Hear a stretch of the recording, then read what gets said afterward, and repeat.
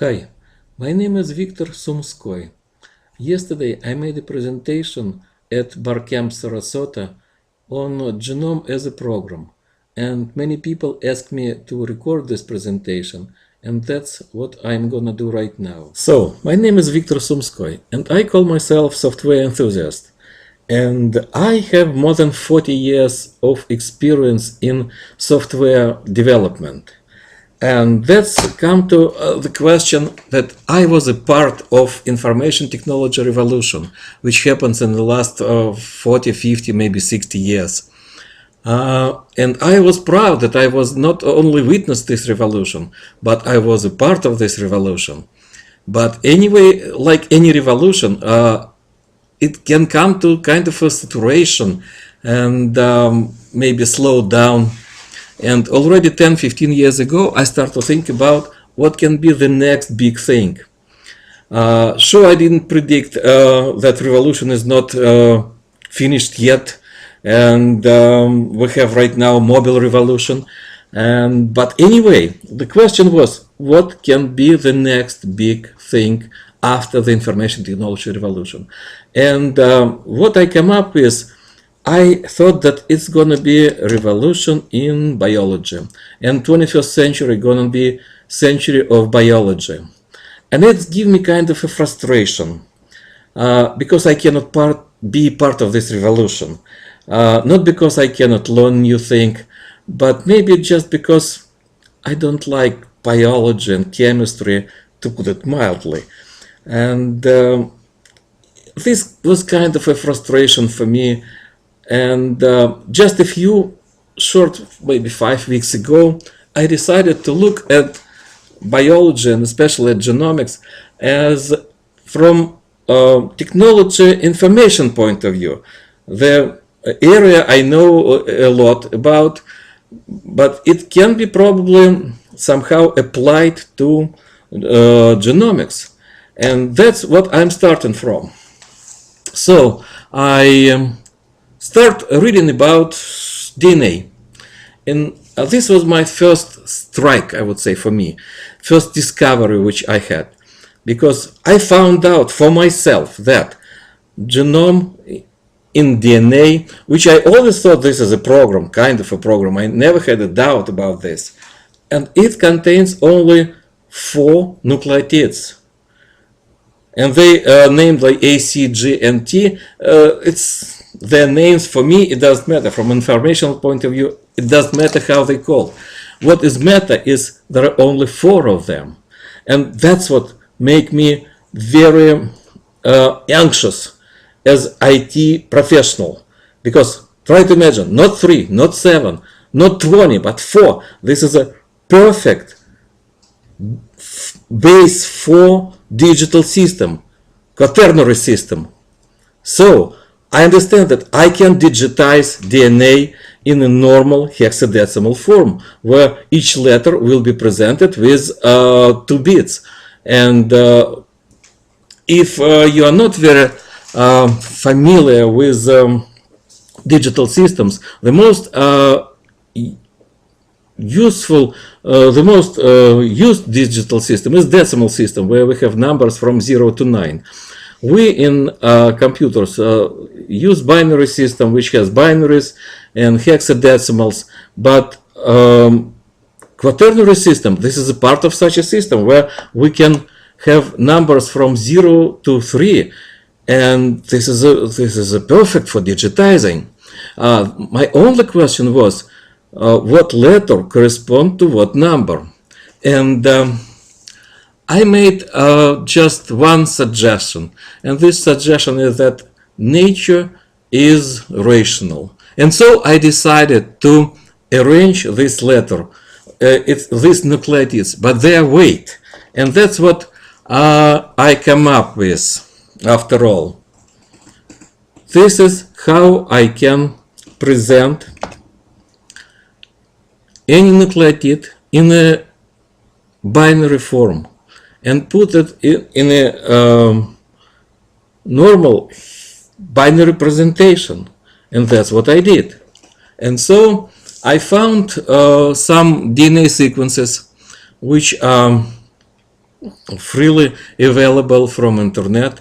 And I found that they have lots of different formats. But for my purposes, for purposes of digitizing DNA, the most suitable format was a FASTA format, which has mostly just nucleotide sequence, probably with some comments. And that's what I did. Each letter in there I transform into 2 bits, and so every 4 letters will be 1 hex numbers. And so that's how this DNA can be presented in binary form, which I called hex.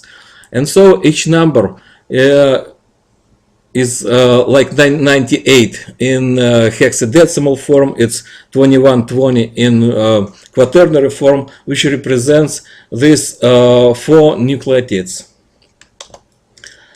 But, for example, I had 60 million numbers. I had 60 million letters, in fact.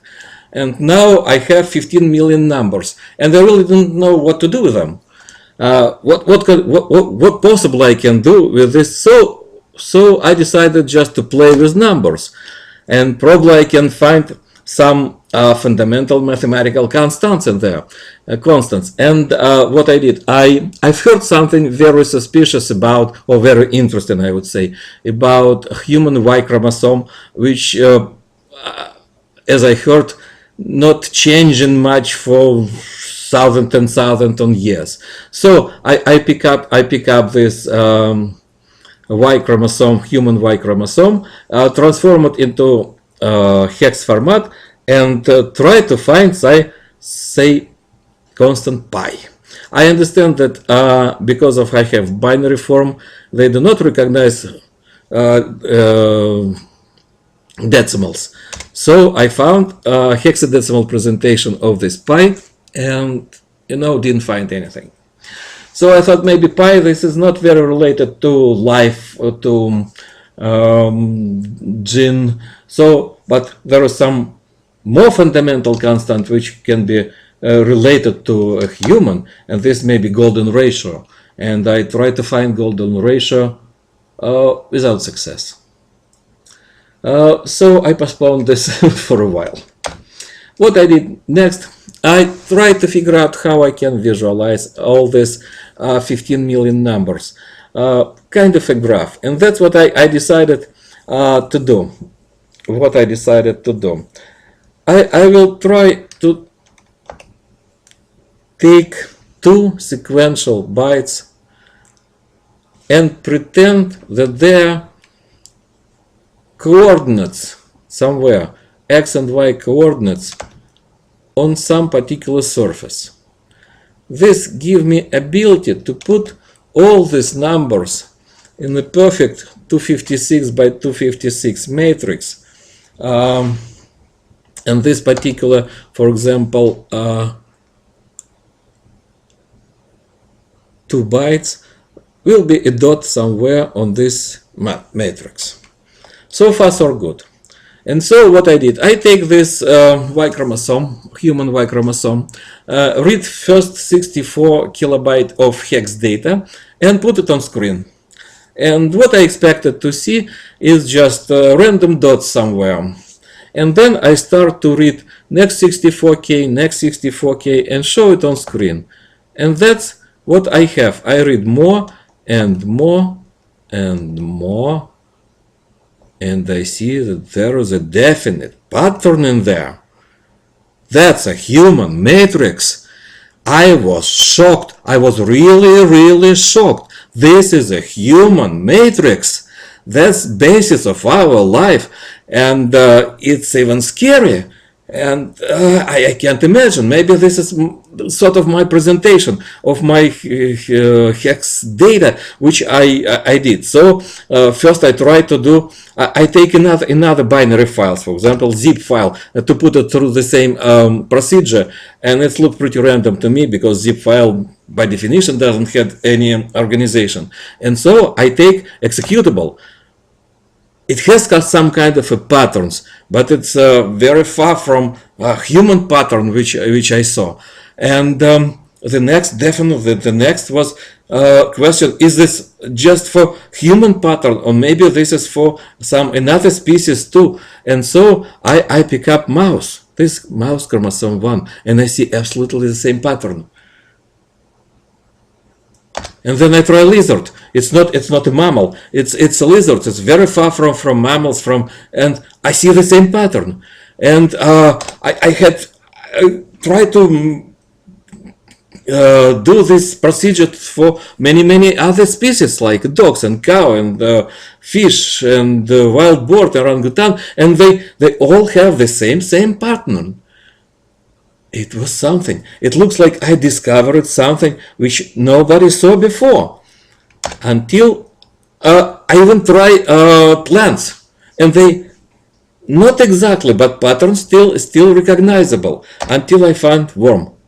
That's a different pattern, definitely different pattern, because I have worm, I have mosquito, which for example this pattern resembles worm. This is worm, this is mosquito. And this is, for example, honeybee. They are, all three of them resemble each other, but very different from pattern I saw before. And then I try E. coli bacteria. It has another pattern. And this is influenza. This is kind of a cheating from my side. Influenza, that's a virus. And so as a virus, it has like just a few hundred of nucleotides, and so if I take just one virus, it would be just a few dots on this matrix. But this original file, which I use, has a size of 300 megabyte, and it means that something wrong. It's not one virus. And when I look at it inside, I saw that in this file they put all known different influenza viruses they are aware about. And some of all these viruses gave me very recognizable pattern. I don't know how to explain this, and I don't know what to do with this. But first I decided to give some kind of a definition to the matrix I just discovered. I called it SUM matrix because it represents frequency distribution of a sequence of 8 nucleotides. So each element of this matrix, for example, if we have dot in here, 87F in hexadecimal, it can be represented in quaternary form like this, and it represents sequence of these 8 nucleotides. And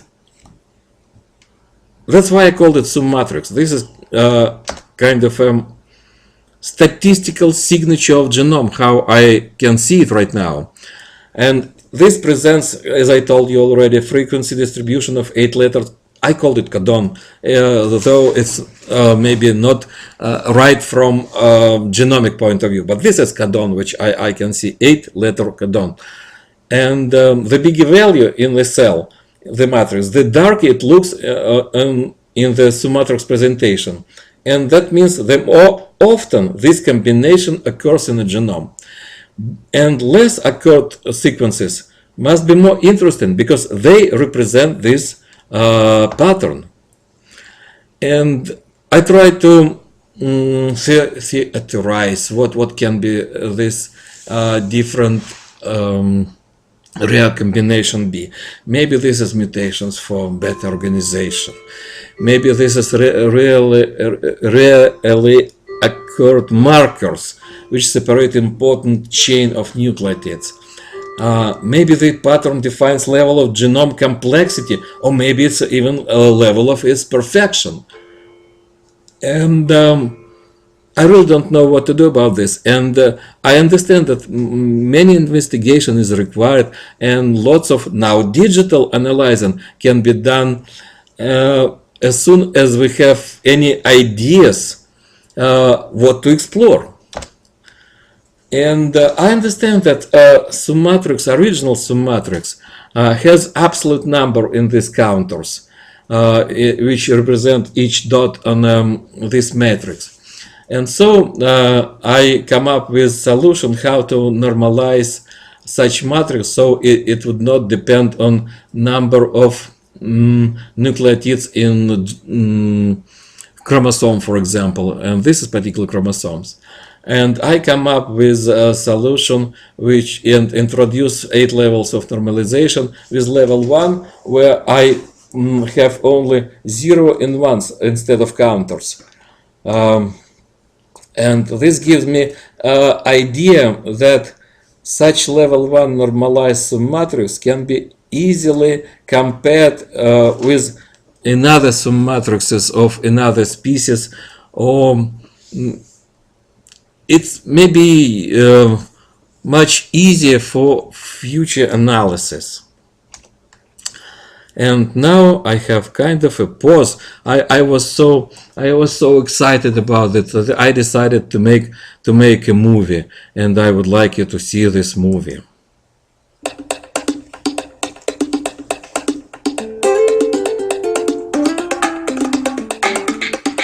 This is cow chromosome 1. This is the cow chromosome 2. Can you see the difference? I can.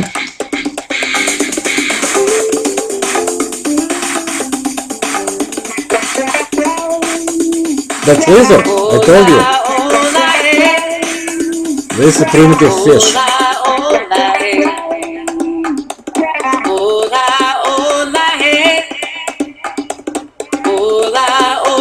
That's a human. That's a viruses.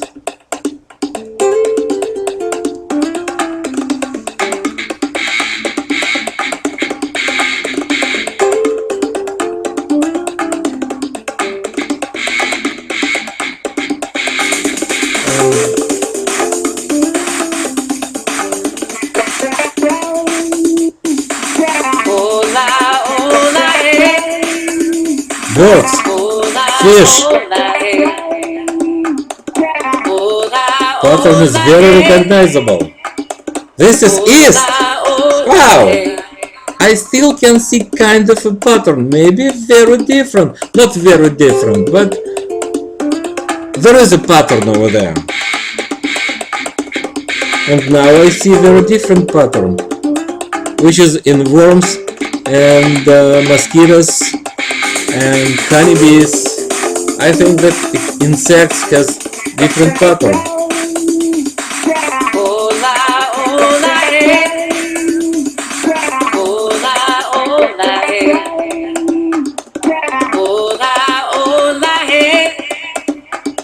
Wow.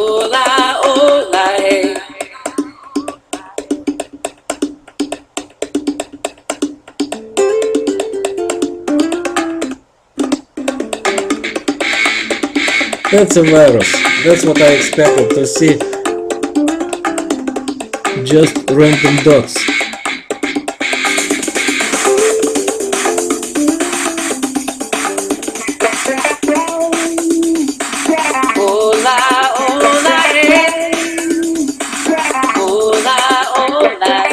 Wow, we are all alike. We are all alike.